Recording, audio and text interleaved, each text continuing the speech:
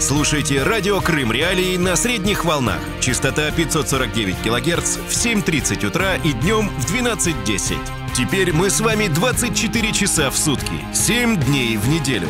Радио Крым Реалии 105,9 FM. Крымчане имеют право знать. Продолжаем эфир. Радио Крым Реалии. Сергей Макрушин у микрофона. Напомню, что на частоте 105,9 FM нас слышно круглосуточно. Круглосуточно нас слышно на сайте Крым Реалии. Там вы найдете как сигнал прямой трансляции, так и записи всех наших радиопрограмм. Крымчане могут бесплатно звонить нам в эфир по телефону 8 800 10 06 926. Жители материковой части Украины, мы ждем ваших звонков на номер 044 490 2905. Тема дня. Сегодня говорим о том, что происходит с Ханским дворцом в Бахчисарае. У нас в гостях Эдем Дудаков, крымско-татарский активист. Эдем, здравствуйте. Здравствуйте. Итак, давайте поговорим о том, что происходит на территории дворца, что происходит с самим дворцом. Так уж получилось, что источником большой части информации о том, что там происходит, являетесь вы. Расскажите нам о том, что там происходит с дворцом, почему реконструкцию, которую там называют, которая там проводится, ее называют вандализмом. Недавно было сообщение ТАСС о том, что на Ханской мечети впервые за 300 лет поменяли полностью черепицу. Впервые за 300 лет поменяли черепицу. Это они подают как достижение некое российской стороны. Но на самом деле реставрация не делается таким образом, когда меняется весь конструктив. Вторжение в реставрации – это локальные вторжения, только те места, которые проблематичны. А то, что происходит сейчас, можно назвать реконструкцией, очень такой дешевой реконструкцией, где применяются далекие, так сказать, от реставрации материалы, современные материалы. Реставрация это работает всегда с оглядкой назад, с оглядкой на историю, потому что философия реставрации, она предусматривает, копирование технологий, так скажем. Если уж приходится что-то менять, то нужно менять вот по той технологии, если это возможно. То есть как должна была решиться ситуация, с черепицей, давайте наглядно возьмем. То есть что должны были сделать в данном случае реставраторы? Во-первых, там фатальная ложь. В первую очередь они утверждают, что черепица не аутентична, потому что в первоначально, в 1740-х годах Селямет Гирай, при его ханстве была установлена черепица глазурированная. На самом деле та черепица, она коричневого действительно керамического цвета, и она не соответствует в связи с тем, что они меняют ее на заводской аналог, и никакого проблем в этом нет. Но, во-первых, есть факторы, которые отвечают, чтобы назвать эту черепицу аутентичной. Это первый фактор. Место изготовления, технология изготовления, изготовление в традициях. Все эти параметры, они соответствуют той черепице, даже если исходить из того, что она была, ее поменяли в течение 100 лет, скажем, от 740 до 1840 года. То есть меняли они ее идентичной черепицей. Фактически, ведь эти картели были, эти по изготовлению черепиц, этой татарки, они работали где-то до середины 19 века, и эти картели, они переходили от отца к сыну. То есть все факторы о том, что эту черепицу можно считать аутентичной, они, налицо. Если мы сравним с Топхапу, то не в 15 же веке черепицу, которую изготовили, сегодня находится на Топхапу. В ходе жизни дворца черепица менялась. И сейчас там может быть и 18, и 19 века черепиц. Поэтому это фатальная ложь. На самом деле происходит там такая ситуация, что у них очень непрофессиональные фирмы, которые осуществляют реставрационные работы, и у них просто нет специалистов по укладке татарки, поэтому они пошли очень простым методом, вот включив в памятник XVI века черепицу, которая изготовлена заводским методом, и которая вообще даже эстетически тяжело воспринимается. Ну вот к моменту о черепице давайте послушаем комментарий Руслана Бальбека, это депутат Госдумы России от аннексированного Крыма. Он утверждает, что вот эта черепица, новая, штампованная, она будет ничем не хуже старой. Мнение. Вот что касается черепицы, вот в предмете охраны, еще раз хочу напомнить, прописаны размеры, форма, цвет. И изначально не было той аутентичной, глазурованной, с зеленым оттенком черепицы. Все, что мы сегодня имеем, это новодел, который нам пришел за счет того, что, то есть наследство достался за счет использования с ближайших сел, да, когда после очередного пожара, да, то есть проведены были реставрационные работы, то есть и, конечно же, в номинационном досье ЮНЕСКО отражено как то, что несоответствие вот той аутентичности, которая была изначально. И именно здесь порождаются мифы. Мнение. То есть вот что говорит Руслан Бальбек. Напомню, что в нашей студии гость Эдем Дудаков, крымско-татарский активист. Эдем, ваша реплика относительно того, что говорит Бальбек? Ну, во-первых, начнем с того, что черепица, которая была на Ханском, она охранялась государством и являлась предметом культурного наследия. Каким наследием является черепица заводского изготовления испанка? Понимаете, ведь что мы подразумеваем под памятник культурного наследия? То, что мы передаем будущему поколению технологии мастеров, тех, которые были много лет назад. Мы же можем построить аналогичный памятник по современной технологии в любом месте. Вот даже в 3D-формате в каком-нибудь сделать и изготовить. Но будет ли это наследием? Вот ведь в чем дело. Поэтому важно передать технологию, будь то балки, будь то черепица, передача технологии. Во-вторых, опять же, философия реставрации заключается в том, то, что в хорошем состоянии, нужно сохранить. Вот опытность реставратора заключается как раз-таки в том, чем больше он сохранить аутентичных или материалов, или артефактов. Вот в этом и опыт. Мы же не берем картину Рембрандта и говорим, ну вот она износилась, давайте оставим рамку, берем холст и поставим туда более современный, который ничем отличаться не будет. Но почему же тогда оригинал Рембрандта стоит миллионы, то есть, а ее копия стоит несколько тысяч? Вот то же самое происходит сегодня вот с этими росписями Омера. Ну, это оригинал. Вот сейчас от этого все они вскрыли, нарушив технологию, не установив защитные там конструкции сверху каких-то навесов, открыли зимой. Очень странно, почему они это открыли зимой, потому что реставрация всегда начинается летом. И под большими... Именно должны изготовлены быть в любом случае защитные конструкции. То есть был какой-то вот политический некий заказ, возможно, так, пиар какой-то, может быть, и под выборы. Я могу только предполагать, что там было.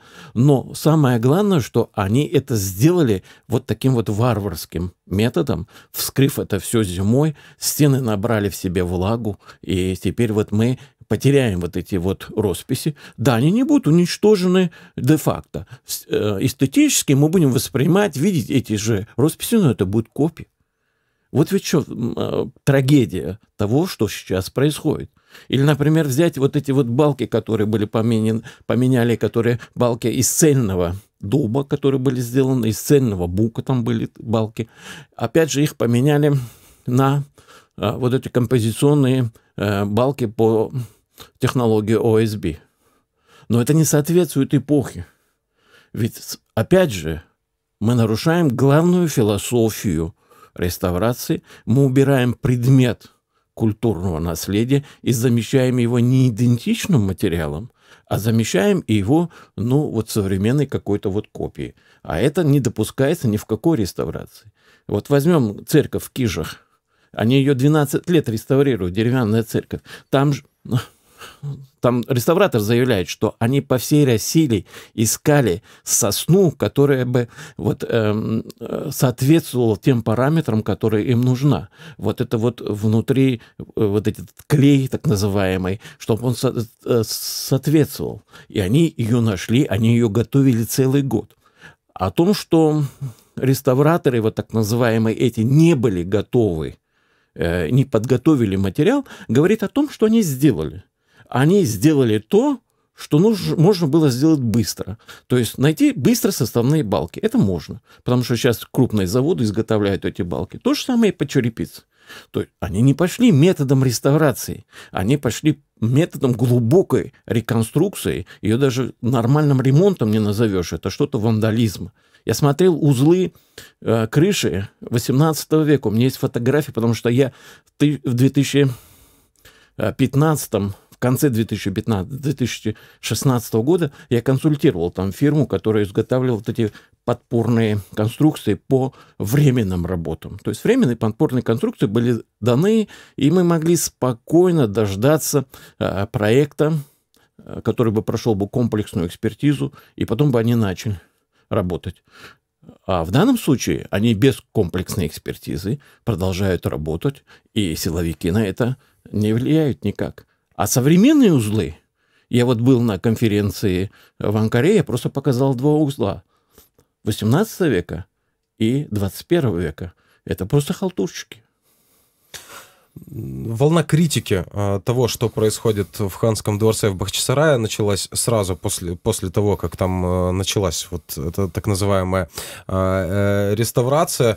По вашему мнению, почему руководство, администрация нынешняя не прислушивается к той критике, к тем требованиям, которые выдвигают активисты? Почему не прислушивается к акциям протеста, к тем пикетам, которые мы видим в дворе Бахчисарайского дворца? Ну, во-первых, я скажу, что в нынешние крымские власти пришли люди, которые вот на волне вот этой вот революции, кто больше кричал, кто больше использовал. Я не думаю, что они большие профессионалы, за первое. Второе, понимаете, если даже был какой-то заказ на пиар-компанию с Москвы под выборы, чтобы начали работы в Ханском дворце, то удачно воспользуются, я думаю, некоторые политики, которые находятся у власти, и мне кажется, которые заинтересованы в этих фирмах, потому что не было тендера.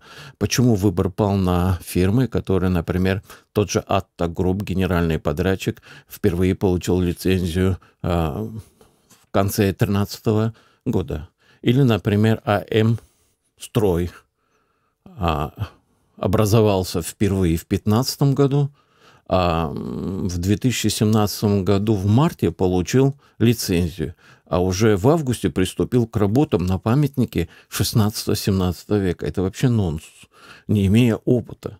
Или, например, взять вот эта фирма «Керамет», которая до 2014 года вот в реставрационном мире была совершенно неизвестная. То есть, может быть, она что-то там и делала, но это была какая-то очень мелкая фирма, и я знаю, что за Иванишкиной стоит ее отец, который сейчас возглавляет департамент и является заместителем главы администрации Симферопольского района. То есть там есть такой вот междусобойчик. Я не знаю всю кухню, кто там конкретно стоит за этим, но то, что эти фирмы были подобраны не случайно и не по их опыту, это вот говорит о том, что это идет какой-то сговор на всех уровнях.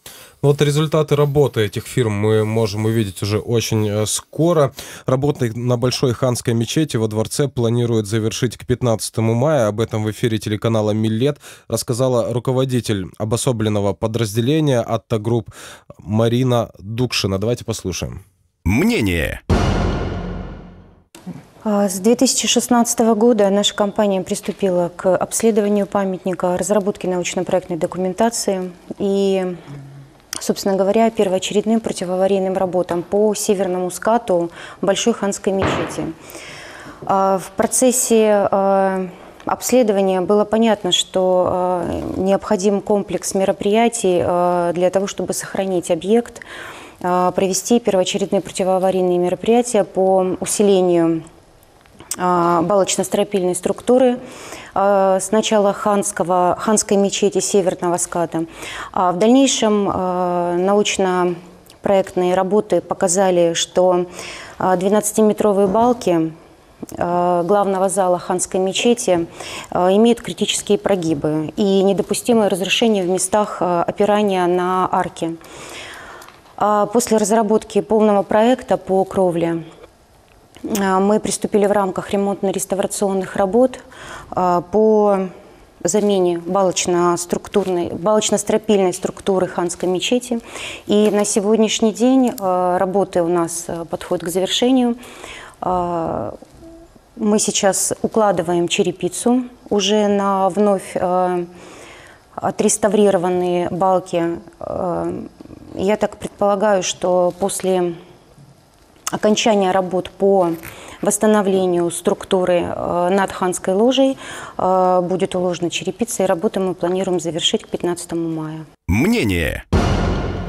Это были слова представителя от групп подрядчика реконструкции Ханского дворца. Напомню, что мы беседуем с гостем студии Эдемом Дудаковым, крымско-татарским активистом. Итак, что мы увидим в итоге 15 мая, и можно ли каким-то образом оценить тот ущерб, который был нанесен Ханскому дворцу в ходе так называемой реставрации?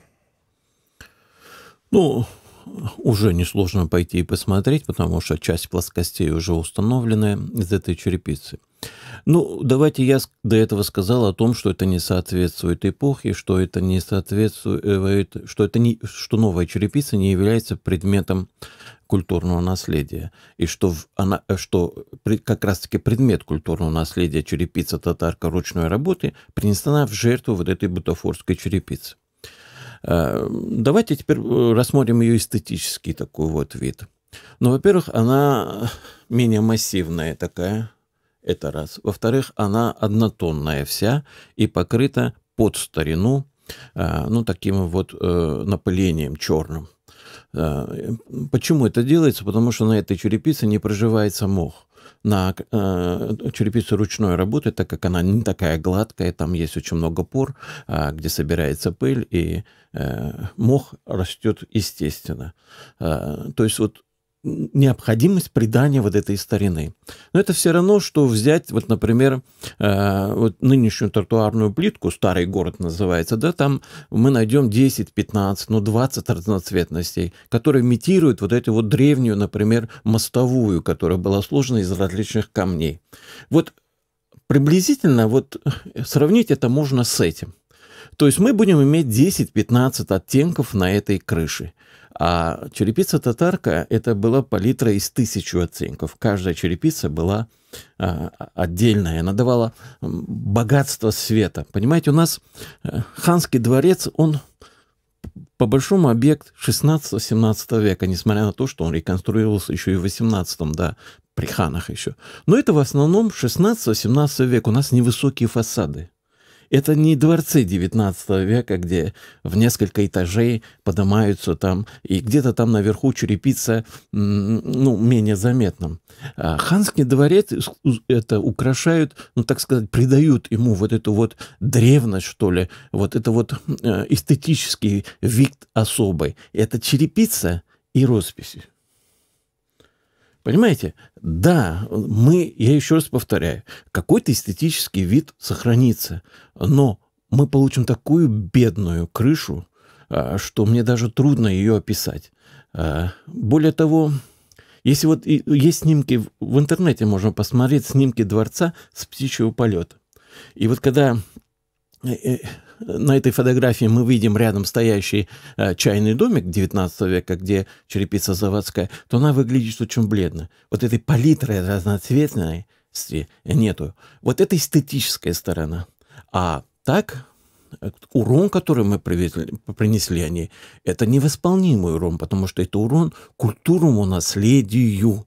То есть не вот эта татарка, не вот эти технологии росписей, они не будут переданы будущему поколению. Они утрачены уже и ценны только потому, что вот мы их до недавнего времени могли видеть воочию. То, что, как думал вот тот специалист, тот мастер, который делал это все в 17, в 16 веке, в 18 веке, или, например, если мы возьмем росписи Омера, то это начало 18 века, 1762 где-то годы во времена Кримгера-Хана. То есть вот мы могли вот ту эпоху созерцать, считать. А то, что мы сейчас будем видеть, мы будем какую-то видеть эстетическую копию, ну, та же литография, например, 1840 года, которая существует, Аугуста Ристок. Мы ее, да, воспринимаем, да, мы видим, что вот она была такая. Но это всего лишь копия того, что мы имели. Поэтому мне даже трудно комментировать этих людей, потому что, ну, как можно восхвалить копию и уничтоженного оригинала? Ведь Данаю, который уничтожил психопат в Эрмитаже, они же реставрировали 12 лет, они же не принесли новый холст, не позвали современного какого-нибудь художника и не сказали: на, сделай копию, и мы повесим ее на место. Этого же не произошло. Вот в чем заключается реставрация? О том, что облитой кислотой картину они реставрируют. Вот то же самое мы должны, несмотря на то, что произошло, заменить все гнилое и оставить все цельное. Если мы имели 95% черепицы в хорошем состоянии, то доложить эту черепицу, то, что не хватает, можно было при помощи турецких специалистов, потому что на Топкапу они изготовили специальные печи, где делают такую черепицу. Они же не везут туда, на Топкапу, испанскую черепицу. А Турция – это туристическая Мекка.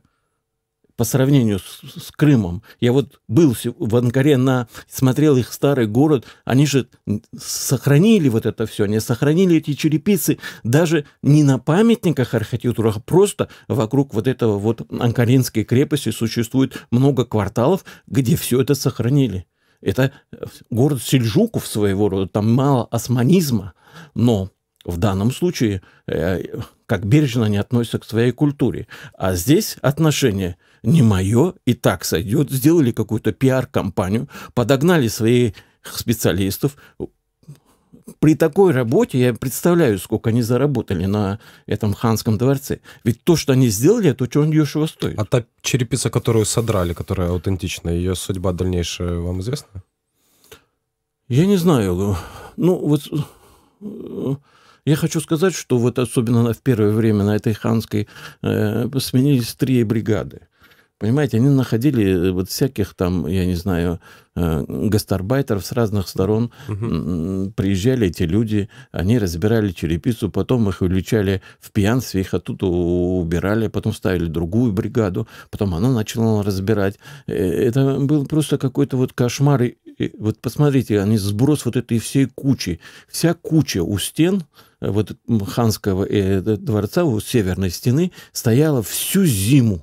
Лил дождь, и, естественно, стены еще не помимо того, что они набирали влагу сверху, они еще начали набирать влагу снизу. У нас буквально несколько минут осталось. Мог ли кто-то остановить этот процесс, за которым мы все долго наблюдали и достаточно часто обсуждали его и в этой студии в том числе? И могла ли что-то изменить реакция международного сообщества, реакция ЮНЕСКО?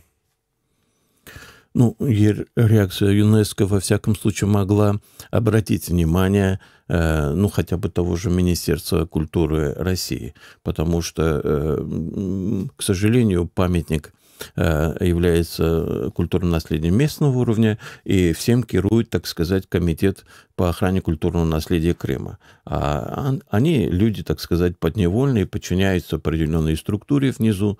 Поэтому, что я могу сказать? Конечно, могли бы, если бы, наверное, придали бы больше шума, что ли, так, чтобы общественность даже той России, которая находится, ну, культурная, там же есть очень большая культурная площадка, которая могла бы это все остановить. Но, к сожалению, реакция была очень слабая, очень медленная реакция была и со стороны Украины, даже в части перевода этого памятника в памятник национального значения. Вот прошло уже столько времени, и мы ничего не добиться в этом плане не можем. Я почему акцентирую на это внимание? Россия не пошла таким путем, она решила сделать это легким путем, потому что на памятнике местного значения декларации ЮНЕСКО не распространяются. В данном случае Украина могла бы принять вот такой закон и подтолкнуть Россию по этому же пути. Россия во многом, это маленький Советский Союз. Она, в общем-то, на такие вещи реагирует.